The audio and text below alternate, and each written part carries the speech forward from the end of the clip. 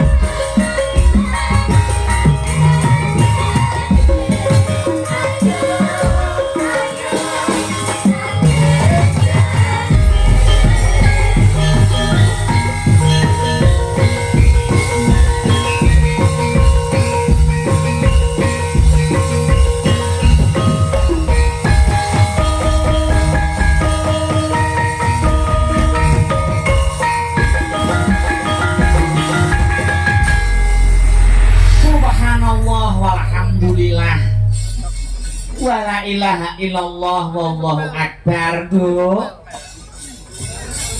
Anakku sing ayu dhewe, anakku sing dina diblong limbu.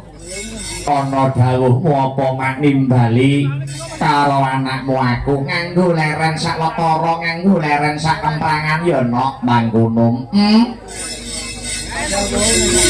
Sadurunge matur sing akeh-akeh kang sarta ngaturake tetembangan kang maneka warna.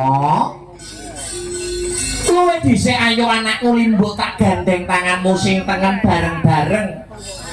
Ya kuwi ngucapake lan ngungkapake rasa puja lan puji syukur kunjuk marang Gusti ingkang murbeng dumadi Tuhan yang Maha Esa Allah Subhanahu wa taala Hyang Widiwasa ya nok mangkono ya mak.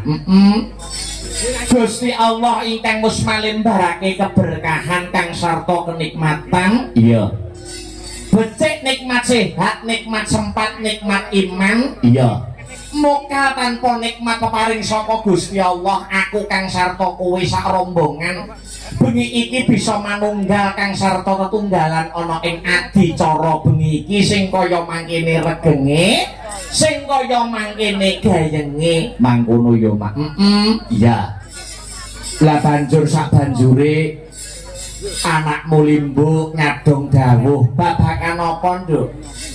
Iki janjane bengi iki mengeti adicara apa? Bengi iki janjane dalam rangkaian adicara apa? Iki mangkene ya nok kepriye? Bengi iki adicarane ya kuwi tidak lain dan tidak bukan kaya adat saben, kaya adat lupiyong. Adicarane ya kuwi wujud syukure para warga masyarakat. Iya. Ing laladan dusun Depok, desane Sumberjo, kecamatan Gundang, Kadipaten Nganjuk. Iya. Wujud syukure para warga masyarakat Depok yang dibingkai dalam rangkaian adicara bersih dusun utawa sedekah bumi. Kuwi mangkono. Iki dadi adicarane bersih dusun ingkang digelar dening para warga masyarakat ing dusun Depok Desane Sumberjo kecamatan Gundang Kadipaten Nganjuk. Pancen bener kaya mangkono. Iya mak iya ngestokake dawuh. Mula wis sak pantese lan sak wajibe nok kepriye mak? Aku kang sarta kowe kang minangka dadi wakile kanca-kanca sanggar seni Astabrata. Iya. Ora ana tembung kang luwih endah ingkang kudu diucapake kejaba ngaturake panuwun ingkang tanpa pepindhan. Iya. Terima kasih yang sangat banyak. Iya. Ya kuwi kunjuk. Ingkang angka setunggal niki pepunden kula Bapak Kepala Desa. Iya, Bapak Kepala Desa Sumberjo Depok. Bapak Kepala Desa Sumberjo Depok. Iya. Ingkang dipun pangarsani dening Bapak Arif Triyanto. Oh, Bapak Arif Triyanto. Sumrambahe kula ngaturaken panuwun dumateng sedaya panitia ingkang boten saged kula sebataken setunggal mboko setunggal. Iya. Yang sudah ikut andil terselenggaranya pagelaran wayang kulit pada malam hari ini. Iya. Sumrambahe uga ngaturake panuwun ingkang tanpa pepindhan kunjuk.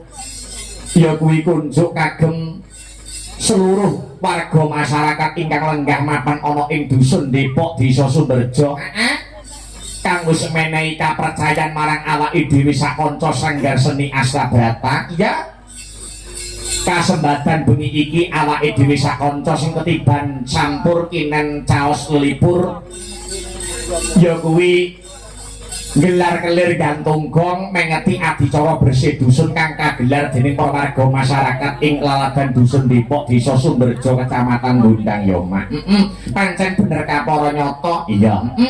Bersih dusun kang dadi adicarane, bersih dusun ingkang dadi adicarane. Asma Kinarya Japa wis ngarani no, wis ngarani. Bersih kuwi resik dusun wis ngarani. Sak bisa-bisa warga masyarakat ya kuwi dusun Depok anggone gelar adicara bersih dusun yang sudah menjadi adicara agenda rutin tiap tahunnya. adicara bersih dusun aja mung ngresiki dusune tata lair. Iya. Aja mung ngresiki dalan-dalan, aja mung ngresiki kampung-kampung kang sarta makom. Iya. Ning sabisa-bisa adicara agenda rutin tiap tahun, agenda rutin pendak tahun kaya ngene iki. Heeh. Bisa kena kinarya kaca benggala mulat sarira angrasa wani tembunge mentereng introspeksi diri. Oh mangkono. Dadi sing diresiki ora mung dusune tata lair nanging uga atine, jiwane, batine para warga masyarakat ing laladan dusun Depok uga melu diresiki. Oh ngono ya, Mak. Carane ngresiki ya kanthi adicara kuwi mau, kanthi cara ya kuwi mulat sarira angrasa wani, introspeksi diri. Kira-kira sak suwene setahun duwe kleru apa? Oh, ngono. Duwe kleru apa karo tangga, duwe dosa apa karo tangga, disuwunke pangapura. Oh iya, iya Mak, iya mangestokake dawuh. Iya. Apa meneh iki adicara bersih dusun ingkang kagelar dening para warga masyarakat Depok. Iki ngiras-ngirus uga ngepasi sasi kamardikan. Bulan Agustus sasi kamardikane negarane awake dhewe negara kesatuan Republik Indonesia. Iya. Iki uga menyongsong ya Mak, menyongsong PHBN peringatan Hari Besar Nasional. Oh ngono. Dadi iki ya wis sak pase wis sak pantese mangkono. Adicara bersih dusun utawa nyadranan utawa sedekah bumi kok pinuju utawa ngepasi adicara ngepasi sasine Agustus sasi kamardikan. Iya kuwi ibarate kaya dene tumbuh oleh tutup. Oh ngono. Mergo dalam adicara bersih dusun dalam rangkaian adicara sedekah bumi kang sarta adicara PHBN kuwi janjane mengajarkan nilai sing padha no. Oh nilai yang sama. Ya kuwi nilai-nilai kegotong royongan. Oh nilai-nilai kegotong royongan, nilai guyub rukun antar warga samat sinamadan daya dinayan. Iya. Kabukten bengi iki wis digelar sembodo dening warga masyarakat ing laladan dusun Depok. Iya. Kabeh tumplek-blek nglumpuk dadi sawiji ana ing kene. Kabeh padha mirsani pagelaran wayang kulit ana ing bengi iki. Iya. Ora nyawang endek dhuwuring derajat pangkat, ora nyawang sugih miskining bondo donya. Iya. Kabeh padha nglumpuk dadi siji, erat ya kuwi rasa persatuan kang sarta kesatuan sesuai dengan sila ketiga dasar negara awake dhewe ya kuwi Pancasila, persatuan dan kesatuan. Kumpul dadi siji, kumpul dadi siji. Iya. Wong ya nyatane adicarane ya nggur pendak taun sepisan. Iya. Mula nek ora ditonton, nek ora dipirsani, nek ora kena kinarya introspeksi diri eman-eman. Iya. Kaya nek ora ngepasi adicara bersih dusun, ora ngepasi adicara sedekah bumi. Iya. Mula kuwi padha sibuk karo pekerjaane dhewe-dhewe, padha sibuk karo profesine dhewe-dhewe. Lah iya. Nek wis kaya ngene iki kumpul dadi siji. Kumpul dadi siji. Sing ora nate kumpul karo tanggane dadi kumpul karo tanggane. Iya.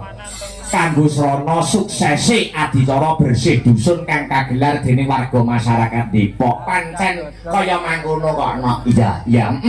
Dadi bengi iki temane persatuan dan kesatuan, mempererat guyub rukuning warga masyarakat kang sarta gotong royong ya Mak. Manunggal meneh dadi sawiji, wis ora usum no. Pecah-pecahan karo tangga nggur perkara bedaning agama, wis ora usum regejekan nggur perkara bedaning kapercayan, wis ora usum regejekan utawa tukaran karo tangga karo sanak kadang mung perkara bedaning pilihan. Oh mangkono ya Mak. Mula ana ing sasi Agustus bulan kemerdekaan iki ayo padha nulak lekase para pahlawan kusuma bangsa ingkang wis murut ana ing Kasidan Jati jinempono ing angin cinandhi ngawiyat para pahlawan biyen anggone merebut kemerdekaan negarane awake dhewe saka tangan penjajah. Wong pahlawan biyen kuwi nek berjuang kanggo merebut kemerdekaan negarane awake dhewe kuwi korban nyawa jiwa raga, ora mung bondo ning nyawane uga diudhokke. Pahlawan biyen sing berjuang yo agamane ora nggur siji nanging maneka warna. Ngono. Ana sing Islam, ana sing Kristen, Katolik dan lain sebagainya. Iya, iki kena kanggo tepo palupi, iki kena kanggo suri tauladan. Oh, mangkono ya, Mak.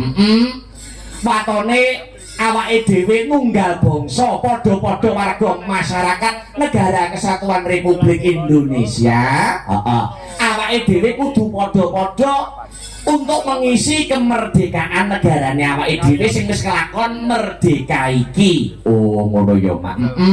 Nek biyen para pejuang-pejuang kuwi tugase merebut kemerdekaan, ning saiki awake dhewe menjadi generasi penerus tugase ya kuwi mung mengisi kemerdekaan dengan kegiatan-kegiatan yang positif, ngono. Oh, mangkono ya, Mak. Pancen kapara nyata, iya. Jadi mungkari mengisi kemerdekaan dengan kegiatan-kegiatan yang positif. Tuladane kaya bengi iki. Ya, nyadrangan, nglumpuk dadi siji, nganake adicara tradisi run tumurun wiwit jaman Noma kuno tinggalane kakek moyang nenek moyang biyen. Ya. Wujude adicara bersih dusun, nyadranan utawa sedekah bumi iki termasuk utawa kalebu kegiatan sing positif. Oh, mangkono ya, Mak. Adicarane bersih dusun gelare wayang. Iya. Iki ya kegiatan sing positif mergo apa? Nguri-nguri lan murid-murid budayane awake dhewe. Oh, ya. Budayane awake dhewe ya kuwi wayang kulit. Wayang kulit kudu tetep dipepetri. Ya. Awake dhewe kudu bangga dadi wong Indonesia, bangga dadi wong Nuswantara, wabil khusus bangga akan budaya kita, budaya Jawa. Oh, ngono ya, Mak. Ya banggane kanthi piye? Banggane ya kaya bengi iki bersih dusun isih gelem nguri-nguri murid-murid budayane awake dhewe, isih gelem menyelenggarakan ya kuwi kabudayan wabil khusus wayang kulit. Iya, iya, Mak. Nek ora awake dhewe menjadi generasi penerus sing nguri-nguri kang sarta ngurip-urip, banjur sapa meneh sing arep nguri-nguri kang sarta ngleluri marang kabudayane awake dhewe. Iya, Mak, iya ngetokake dawuh. Dadi aja nganti nek budayane awake dhewe lagi diakoni bangsa manca, awake dhewe lagi bengok-bengok. Wow, awake dhewe nek budayane wayang, reok, sumrambai keris dan lain sebagainya diakoni karo wong jaban rangkah, diakoni karo manca negara, awake dhewe lagi protes. Ning bareng budayane awake dhewe diakui dening dunia, ya awake dhewe malah ora seneng, malah ora bangga. Kuwi kosok balik kono. Iya, Mak. Iya, muga-muga apa sing dadi weling kang sarta dawuh pangandikane biyung bakal tak gegem kinarya pepatem. Sing baku awake dhewe sowan mrene sak kanca ora bisa matur sing maneka warna, ya bisane mung jurung pandonga. Mangkono ya, Mak. Jurung pandonga untuk keluarga besar ing Kukuban ya kuwi dusun Depok, Desa Sumberjo, Kecamatan Gundang, Kadipaten Nganjuk. Ya, kang wis kasembadan ya bengi iki ngawontenaken adicara bersih dusun utawa nyadran. Ya, ndonga dongane Banyu Milina. Ya. Muga-muga sakrampunge seluruh rangkaian adicara sedekah bumi utawa bersih dusun, ya. Dusun Depok dadi dusun sing badatun Toyibatun Barokun Gofur, Gemah Ripah Loh Jinawi Kertotata Turaharja, murah sandang kelawan pangan cinaketok ing kamulyan, tilebihna saking bencana alam.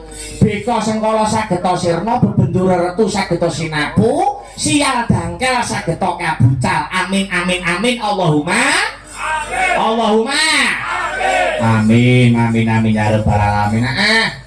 Donga becik muga-muga anyrambahi kabecikan lan katentremaning warga masyarakat Depok. Pancen kepara nyata, ya. Allahumma sholli wa sallim.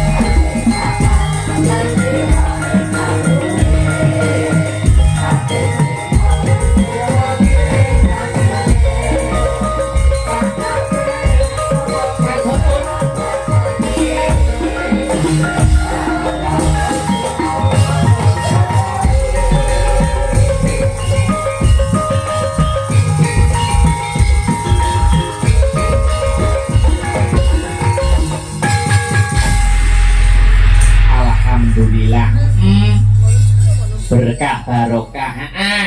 Sowan komplit kanca-kanca sanggar seni Astabrata mijil saka Jalan Master Gandung Kidul. Iya.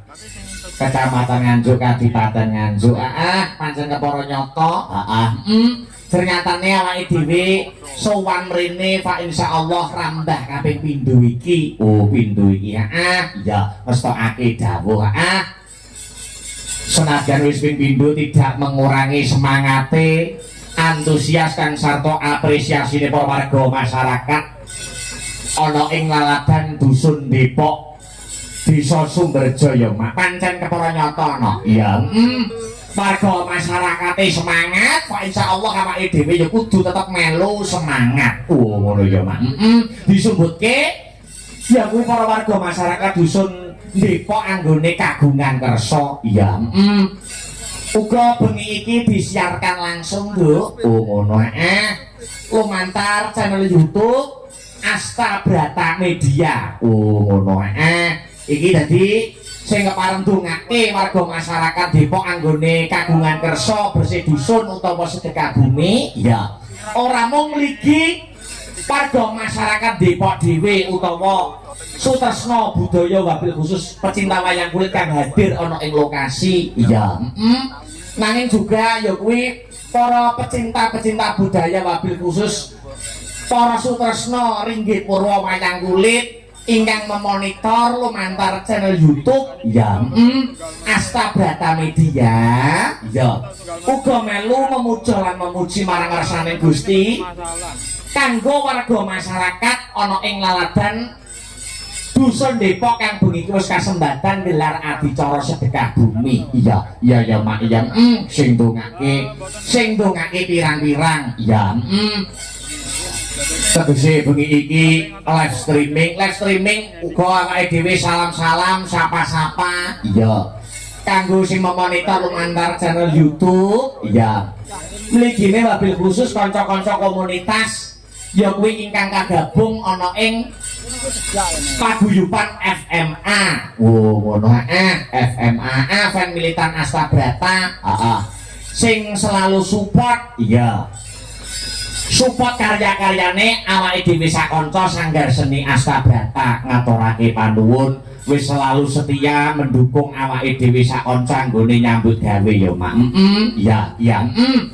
Mula ayo iki sadurunge ngaturake tetembangan ingkang maneka warna kang sarta ngaturake mbak-mbak lan adik-adik waranggana lan iki uga ditunggoni adikku wedok saka kersaning para panitia.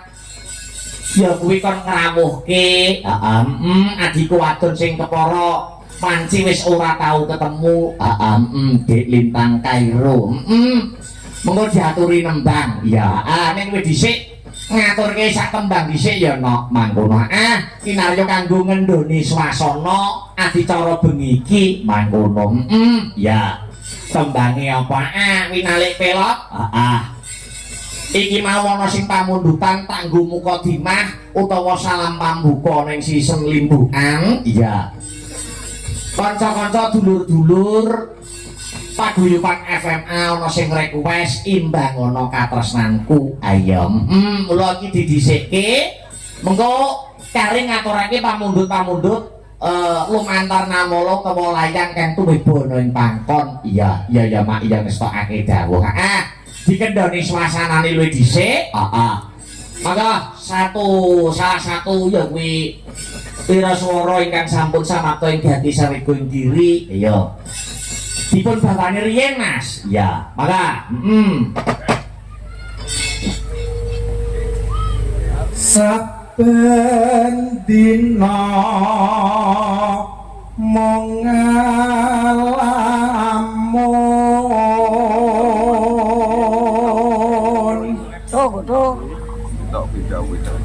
angan